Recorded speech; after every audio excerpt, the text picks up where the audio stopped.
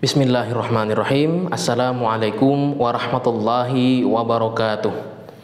Alhamdulillahi rabbil alamin.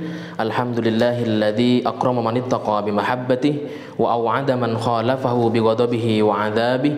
Asyhadu an la ilaha illallah wa asyhadu anna sayyidana Muhammadan abduhu wa rasuluh la nabiyya ba'dah.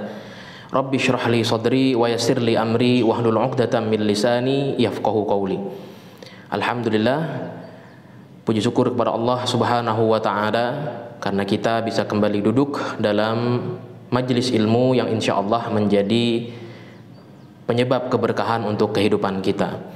Salawat dan salam kita haturkan kepada baginda Nabiuna Muhammad sallallahu alaihi wasallam yang telah membawa kita dari zaman yang syarat dengan ketidaktahuan menuju kepada zaman yang penuh dengan ilmu.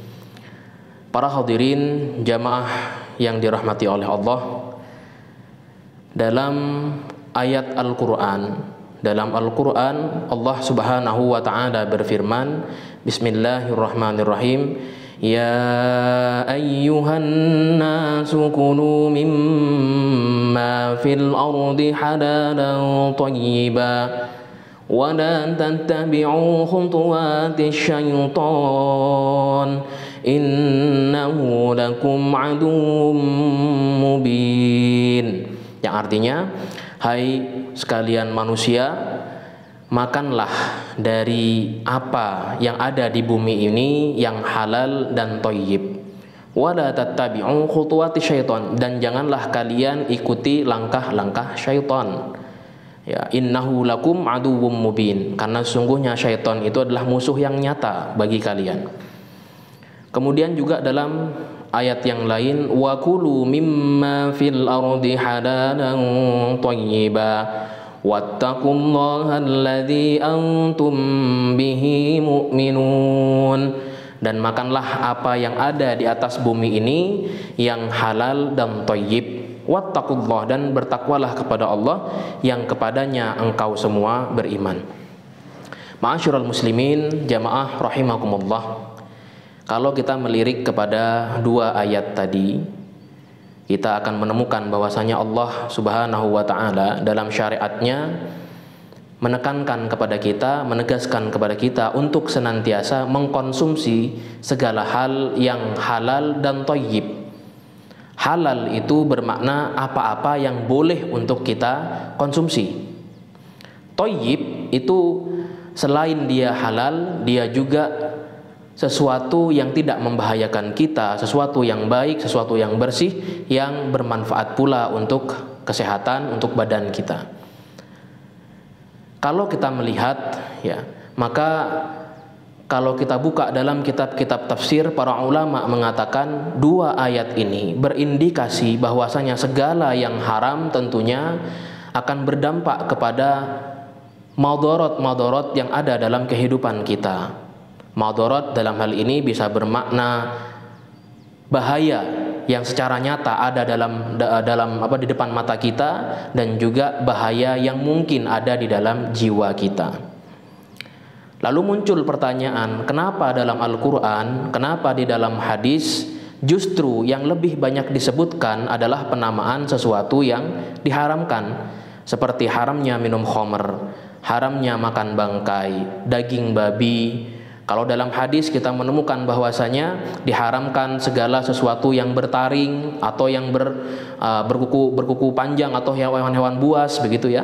Dan ini segala yang diharamkan dalam syariat kita. Kalau kita buka dalam kitab Rawa'iul Bayan fi Tafsiri Ayatil Ahkam, Imam Ali As-Sabuni menjelaskan bahwasanya hikmah kenapa dalam Al-Quran dan kenapa di dalam hadis lebih banyak disebutkan segala yang haram, bahkan secara eksplisit disebutkan dibandingkan yang halal. Alasannya adalah karena di dunia ini lebih banyak yang halal dibandingkan yang haram. Karena saking banyaknya yang halal, maka susah untuk diklasifikasikan. Karena yang haram itu sedikit, maka mudah untuk disebutkan, sehingga dalam Al-Quran, dalam hadis disebutkan segala yang haram, sehingga mudah bagi kita untuk mengidentifikasi sesuatu yang haram itu, dan kita bisa meninggalkannya dengan mudah. Ma'asyiral muslimin jamaah rahimakumullah. Apa efek dari memakan segala yang diharamkan? Para ulama mengatakan di antara efek yang akan terjadi kepada kita ketika memakan segala yang diharamkan adalah di antaranya, salah satunya adalah doa yang tidak akan dikabulkan oleh Allah Subhanahu wa taala. Rasulullah Shallallahu Alaihi Wasallam pernah bercerita kepada sahabat tentang seorang musafir yang bajunya compang-camping, dia menengadahkan tangannya berdoa kepada Allah Subhanahu Wa Taala, namun Allah tidak mengabulkan doanya. Kenapa demikian? Karena makanannya haram, mat'amuhu haram, mashrabuhu haram, wa ghudhiya bil haram, fa anna yustajabu lidzalik.